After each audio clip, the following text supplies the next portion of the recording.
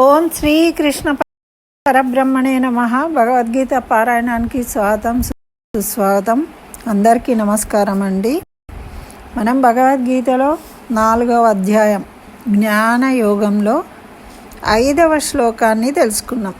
అయితే 4వ శ్లోకంలో మనకు అర్జునుడు అడిగిండు, ఏమయ్యా కృష్ణయ్యా, నువ్వేమో ఇప్పుడు పుట్టినావు, ఎప్పటి నుంచో ఉన్న సూర్యుడికి నేనే గీత బోధించిన, నేనే ప్రధానమంత్రికి సలహా ఇచ్చిన అని చెప్తూ ఉంటారు కదా కొంతమంది ఆ లెవెల్లో.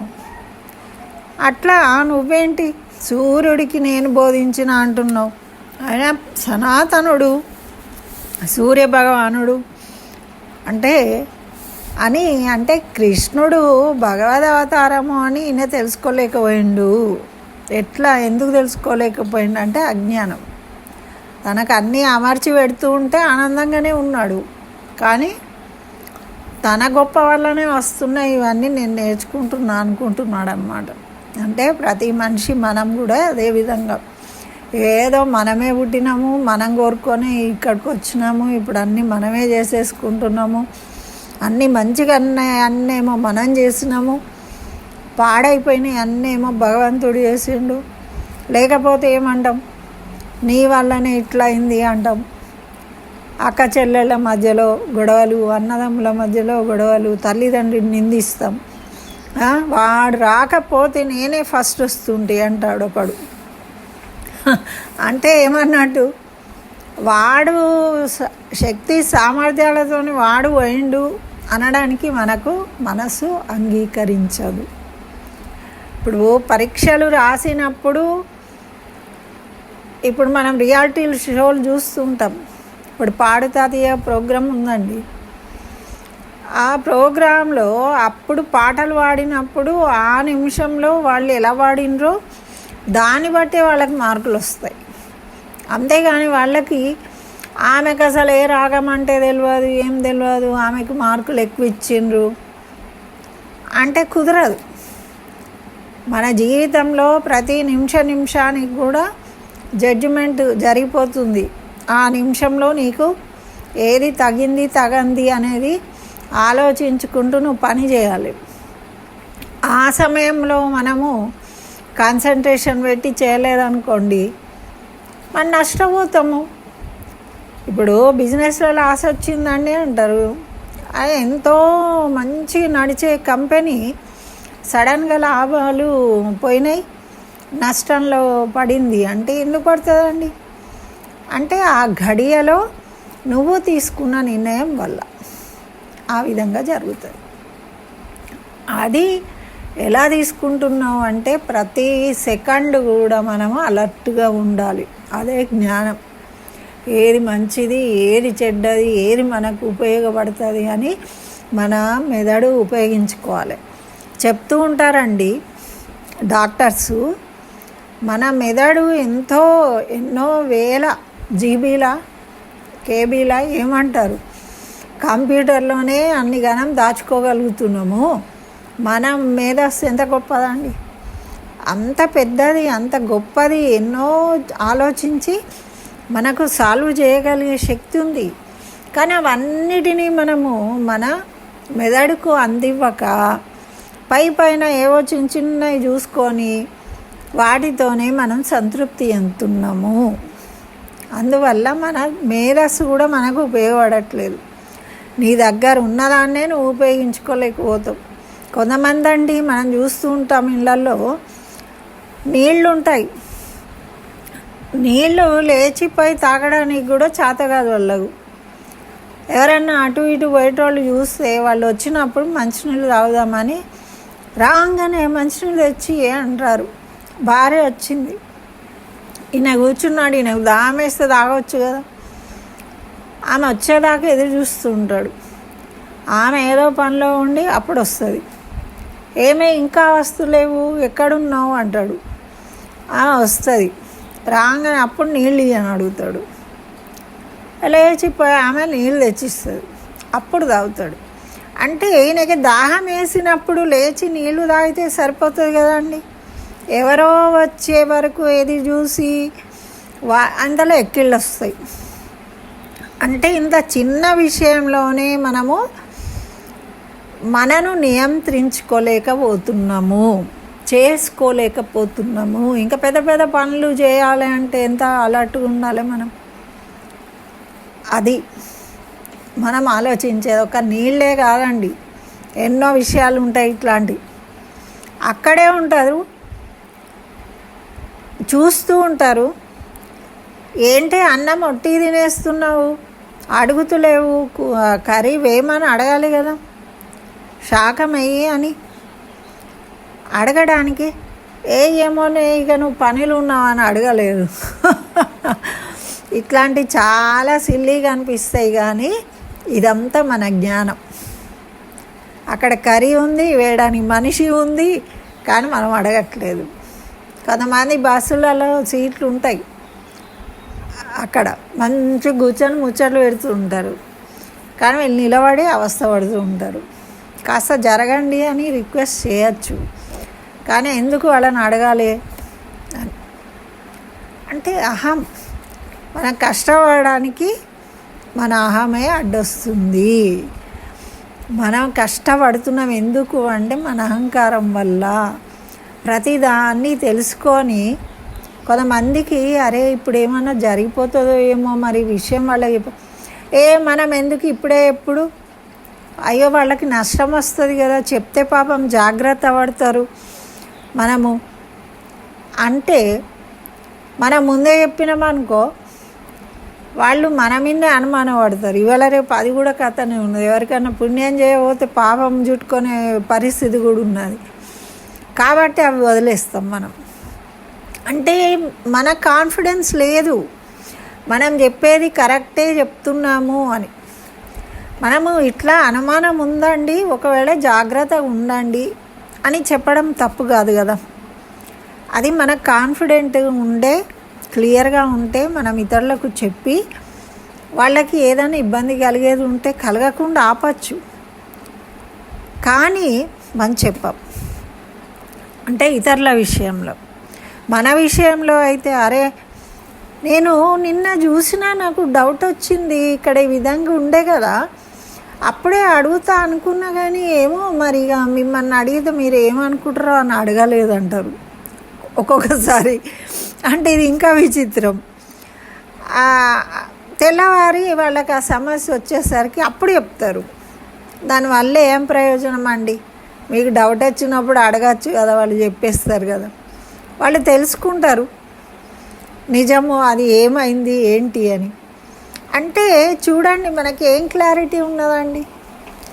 అంటే ఎక్కడైనా సరే మనము రిస్క్ తీసుకోము, ఇతరులకు సహాయం చేయాలి అనే ఆలోచన ఉండదు, మనం కష్టపడకూడదు అనే ఆలోచన మాత్రం ఉంటుంది. ఎక్కడైనా కానీ మనం కష్టపడకూడదు అనే ఆలోచన ఎప్పుడు ఉంటుందో ఎదుటోడు కూడా మన కోసం కష్టపడడు. అది కూడా క్లారిటీ ఉంచుకోవాలి. ఆ అమ్మ వచ్చింది నీళ్లు తెచ్చి అవి అంటే లేచి ముంచుకోరాదా నీకు, ఈ నీళ్ళ కోసము నేను వచ్చేదాకా కూర్చున్నావా, అందుకే పిలుస్తున్నావా అంటది.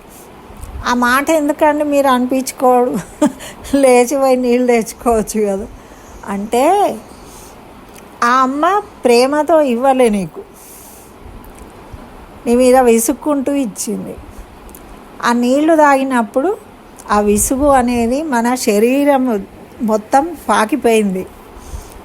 ఆ అమ్మ ఏదైతే నీ మీద అభిప్రాయం పెట్టుకుందో ఆ నెగటివ్ నీలోనూ ప్రవహించింది. అదే ప్రేమతో ఇచ్చినప్పుడు అది మనం తెలుసుకోవాలి. మనము ఏదైనా కూడా క్లారిటీగా ఉండాలి. ఇతరులకు ఇబ్బంది కలిగించే ప్రయత్నాలు ఎప్పుడు కూడా చేయకూడదు. నువ్వు నిజంగా కష్టపడి ఉన్నప్పుడు తప్పకుండా ఇతరులు నీకు సహాయం చేస్తారు, చెయ్యందిస్తారు. నువ్వు మంచిగా ఉన్నప్పుడు అటువంటి ఆలోచనలు ఉన్నప్పుడు. అయితే ఇక్కడ ఏమంటుందంటే విషయ జ్ఞానం ఏది సత్యం కాదు, విషయాలే సత్యం కాదు, ఈ భూమి మీద ఉన్న విషయాలే నిజమైనవి కాదు. కాబట్టి ఇందులో సత్యం ఏం లేదు. నేను ఆ భగవంతుడు ఏం చెప్పిండు, నువ్వు అట్లాంటి అనుమానాలు ఏం పెట్టుకోకు, నేను నువ్వు ఇప్పుడే పుట్టినాం అనుకుంటున్నావా, అట్లా ఏం లేదు, ఎన్నో జన్మలు ఎత్తినాము, నువ్వు ఎత్తినావు నేను కూడా ఎత్తినా, అయితే అవన్నీ ఏమేం జన్మలో నాకు అన్నీ తెలుసు, అన్ని జన్మలు నేను ఎందుకు ఎత్తినా, ఏం చేసినా, ఏం చెయ్యాలి అన్నది క్లారిటీ ఉంది భగవంతుడికి, కానీ జీవుడికి లేదు. ఆ జ్ఞాపకం అనేది లేదు, మరిచిపోతాడు. అది తేడా. ఎందుకు అంటే ఆయనకి పుట్టాల్సిన అవసరమే లేదు, కానీ పుడుతున్నాడు అంటే ఇప్పుడు మనకి ఒక ఆఫీస్కి పోతామండి, ఆ ఆఫీస్కి పోయే పని మనకు లేదు, ఎందుకు పోతాం, మనకేదో అవసరం పడితేనే. ఇప్పుడు రిజిస్ట్రేషన్ ఆఫీస్కి రోజు పోతామా, పోము, మనకు అక్కడ పని ఉండే రిజిస్ట్రేషన్ చేయించుకోవాలంటే పోతాం, అంతే కదండి. రైల్వే స్టేషన్కి పోతాము, ట్రైన్ ఎక్కి ఏదైనా ఊరు వెళ్ళాలంటే రైల్వే స్టేషన్కి వెళ్తాం. అలాగే భగవంతుడు తను అవతరిస్తున్నాడు, మనలాగా దేహం తీసుకుంటాడు, కానీ మాయతోని దేహాన్ని ధరిస్తాడు, కానీ మనలాగా జన్మ ఎత్తాడు. కాబట్టి ఆయన జన్మ వేరు, ఆయన పుట్టుక వేరు, మన పుట్టుక వేరు. నీకేమీ తెలియదు, గుర్తుండదు, కానీ నాకు అన్నీ గుర్తుంటాయని చెప్పిండు. అయితే మరి ఈ 6వ శ్లోకం కూడా చాలా ముఖ్యమైనదండి. మరి ఈ 6వ శ్లోకంలో ఏం చెప్పిండో తెలుసుకుందాం. ఇప్పుడు దీన్ని చదువుదాం ముందు. అయితే అర్జునుడు అడిగిన దానికి ఒక్కొక్కటి చెప్తూ ఉన్నాడు అన్నమాట. అజోపి నవ్యయాత్మా భూతానామీశ్వరోపి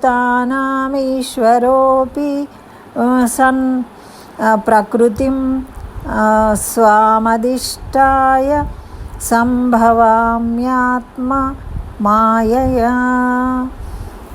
అంటే నేను పుట్టుకలేని వాణ్ణయ్యా అర్జున, నాశనము తెలియని వాణ్ణి, నేను నశించను, ఎప్పటికీ ఉండేవాణ్ణి, నిత్యమైన వాణ్ణి, సత్యమైన వాణ్ణి, కానీ ప్రాణులకు ప్రభువును నేను, ఈ ప్రాణులన్నిటినీ సృష్టించేవాడిని నేనే.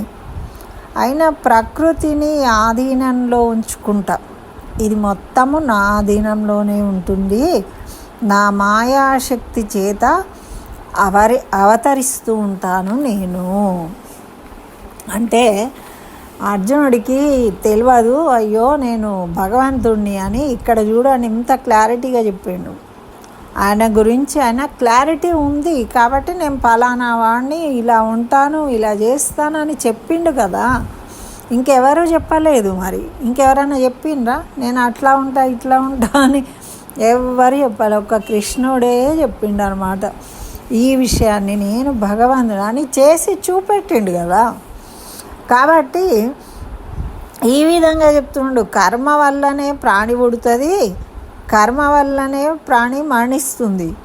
అయితే ఈ కర్మలు పుణ్య పాప కర్మల ఫలితాలను అనుభవించడానికి అనుకూలంగా జీవులు జన్మిస్తాయి.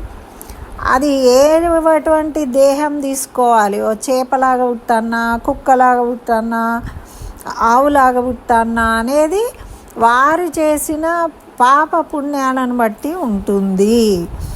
ఆ ఫలితంగా వాళ్లకు ప్రాప్తిస్తాయి ఆ దేహాలు. మరి కాబట్టి ఇప్పుడు నేను చేసే పాపం పుణ్యాన్ని బట్టి నాకు ఒక దేహం వచ్చింది. ఇప్పుడు నాలాగానే ఇంకొకళ్ళు చేసి ఉండరు. కాబట్టే ఇప్పుడు మన చేతి వేళ్ళే 5 సమానంగా ఉండవు అంటుంటారు కదండి. మరి అట్లాంటిది ఇప్పుడు ప్రపంచంలో ఏ మనిషికి ఇంకో మనిషికి ఒకేలాగా ఉన్నాడు అని రుజువు ఉండదు. ఒక చెట్టుకు ఇంకో చెట్టుకు కలిసి ఒకేలాగా ఉండదు. ఎందుకు ఉండదు అంటే వాటి పాప పుణ్యకర్మల ఫలితంగా వాటికి ఆ దేహాలు వస్తున్నాయి. కాబట్టి అవి ఒకటేలాగా ఎలా ఉంటాయి? ఇప్పుడు ఒకే కంచంలో తిని ఒకే మంచంలో ఉన్నామండి, ఒకే ఇంట్లో పుట్టినామండి, ఎక్కడ పుట్టినా కూడా తేడాలు ఉన్నాయా? ఈవెన్ కవల పిల్లలకు కూడా తేడాలు ఉంటాయి కదండి. వాళ్ళు పొట్టిగుంటారు, పెరిగినాక వాళ్ళు పొడుగుంటారు. ఒకళ్ళు మంచిగా శాంతంగా ఉంటారు, ఒకళ్ళకి తెలివి ఎక్కువ ఉంటుంది, ఒకళ్ళకి తెలివి తక్కువ ఉంటుంది, ఒకళ్ళకి మంచితనం ఉంటుంది, ఒకళ్ళు చెడ్డగా ఉంటారు. ఇవన్నీ ఎందుకు తేడాలు ఉన్నాయండి అంటే వాళ్ళు ఒకసారి పుట్టినా కూడా వాళ్ళకి పుట్టాల్సింది ఉన్నది, అట్లా పుట్టినరు. అంతేగాని వాళ్ళ కర్మ ఫలితాలన్నీ ఒకటే ఉండవు. కాబట్టి కర్మ ఫలితాలను బట్టి పాప పుణ్యాలు ఉంటాయి. ఆ పాప పుణ్యాలను అనుభవించడానికి జన్మ తీసుకుంటారు. మరి ఆ పాప పుణ్యాలు లేనివాడిని నేను, నాకు దేనితో సంబంధం లేదు, నాకు జన్మ లేదు, నేను ఇవాళ ఉంటా రేపు ఉండా అనేవాడిని కాదు, నేనే దేవుణ్ణి. కాబట్టి నేను నిత్యుడని.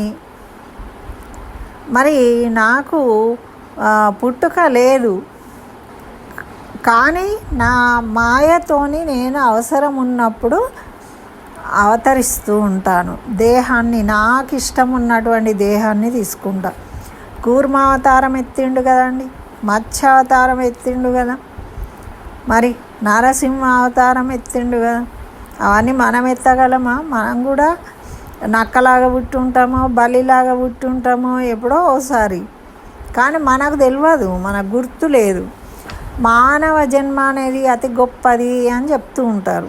అంటే ఇప్పుడు మనం అన్ని జీవులను చూస్తుంటే మానవ జన్మ అనేది గొప్ప అని అనుకుంటున్నామా లేదా? మనము వీటన్నిటిని ఉపయోగించుకోగలుగుతున్నాము అనుకుంటున్నాం. కానీ అంతకన్నా ముఖ్యమైనది మనం తెలుసుకోవాల్సింది ఏంటిదంటే, ఈ తినడం కోసము, సంపాదించుకోవడం కోసం కాదు మనం పుట్టింది.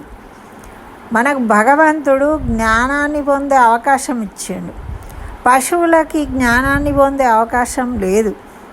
ఇప్పుడు జంతువులు కూడా పురాణాలు చెప్పినప్పుడు గుడికి ప్రదక్షిణం చేసినందుకు గోవుకు బ్రాహ్మణి జన్మ వచ్చింది అంటారు. మనము వింటూ ఉంటాం కదా, ఈ కార్తీక పురాణంలో, మాఘ పురాణంలో కథలు. మరి అట్లాంటిది అది రోజు ఒక తొర్రలో ఉన్న పాముకు శాప విమోచనమైంది అంటారు. అంటే ఎందుకైందండి? అవి వినగలిగే అవకాశం వచ్చి, కానీ అవి అడవిలో ఉంటాయి, వాటికి అవకాశం ఉంటుందా? ఎప్పుడో ఒకసారి వాళ్ళ పుణ్య విశేషం చేత వాళ్ళు ఏదన్నా కొంచెం పుణ్యం చేసుకొని, బాగా పాపం చేసుకొని, ఆ పాపాన్ని అనుభవిస్తూ సర్పంలాగా ఉండి, ఆ చివరి కాలంలో ఆ పుణ్య విశేషం వల్ల వాళ్ళు ఇది విని తరిస్తారు. తర్వాత జన్మల్లో మానవ జన్మ ఎత్తుతారు. మానవ జన్మ ఎత్తినా కూడా మనము తరించాలి అంటే ఎన్నో జన్మలు, మానవ జన్మలు రావాలి. భారద్వాజ ముని 10,000 సంవత్సరాలు బతికినా కూడా ఆయన పురాణాలు చదువుకోలేకపోయిండట. అంటే మనం ఎంత అండి చెప్పండి? మనకి 24 గంటల్లో కనీసం ఒక 10 నిమిషాలు కూడా భగవంతుడి గురించి ధ్యానించలేము.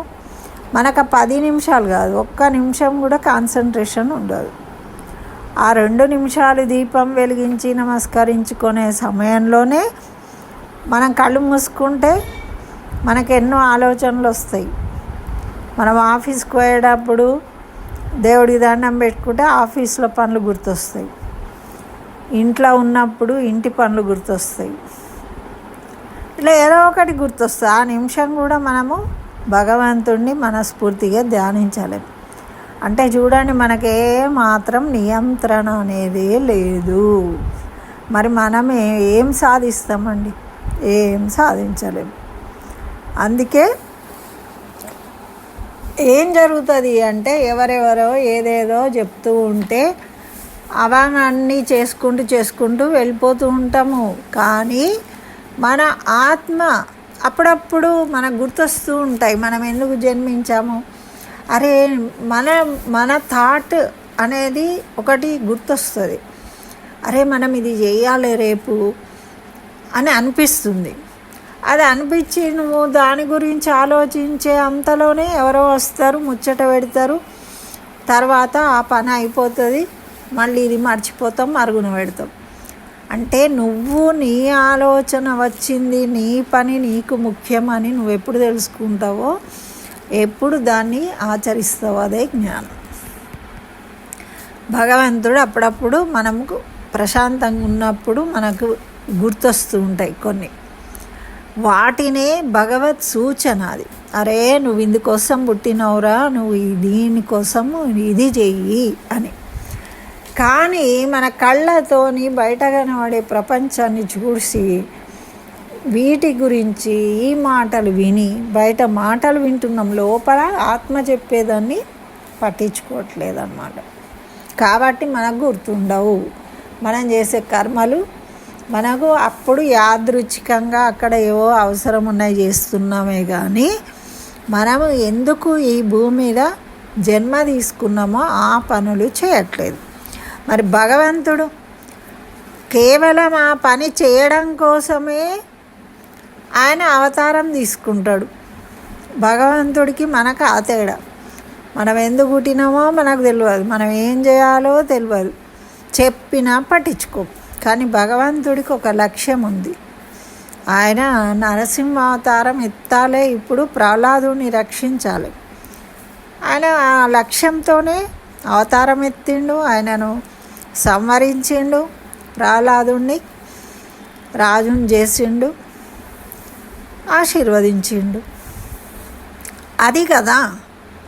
కాబట్టి నేను అలా కర్మలు చేయడం వల్లనే పుడతారు, కర్మలు చేయడం వల్లనే మరణిస్తారు. నువ్వు ఎన్ని కర్మలు చేసినా నీ ఆయుష్ ఎక్కడి వరకు ఉందో అక్కడి వరకే ఉంటావు. కానీ ఆయుష్ కూడా మనకు పరిపూర్ణమైన ఆయుష్ ఇస్తాడండి భగవంతుడు. కానీ మనం చేసే చెడు పనుల వల్ల మన ఆయువు అనేది తగ్గిపోతూ ఉంటుంది.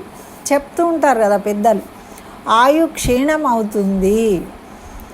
ఇంకా భయంకరమైన కష్టాలు పనులు చేసినప్పుడు ఏమవుతుంది, మనకు రోగాల బారిన పడతాం. అంటే క్షమించరాని నేరాలు చేసినప్పుడు ఆ పాపం వెళ్ళిపోవాలి. అయినా ఇంకా నేను తట్టుకునే పరిస్థితిలో లేనప్పుడు భగవంతుడు ఏం చేస్తాడు, మనను ఈ దేహం నుండి ఆత్మను వేరు చేసిస్తాడు. ఆ ఆత్మ వెళ్ళిపోతుంది, ఇక నేను ఈ శరీరం పనికిరానప్పుడు ఈ శరీరంతో ఏ పుణ్యకార్యాలు చేయడానికి చేతగాని సమయంలో ఆ ఆత్మ ఇందులో ఉండి ఏం చేస్తా, ఇంకో దేహం వెతుక్కోవాలి. అందుకని ఆత్మ వెళ్ళిపోతుంది. ఆ విధంగా మనకు భగవంతుడు ఇచ్చిండు ఆయుష్, కానీ మనం దాన్ని నిలుపుకోము. ఎందుకు అంటే మనం ఆత్మ గురించి ఆలోచించినప్పుడే మనకు ఆ ఆయుష్ అనేది కూడా ఉంటుంది. మన కర్మ ఫలాలు, కర్మ బంధాలు తొలుగుతాయి. కానీ అవన్నీ మనం అదే జ్ఞానం. అందుకే దీని పేరు జ్ఞానయోగం. అదే చెప్తుండు భగవంతుడు, అది తెలుసుకోవాలి. అయితే ఇక్కడ ఈ 6వ శ్లోకం ద్వారా మనకు ఈ విషయాన్ని తెలియజేసిండు. మరి 7వ శ్లోకంలో ఏం చెప్పిండో చూద్దాం. స్వస్తి. సర్వం శ్రీకృష్ణ చరణారవిందార్.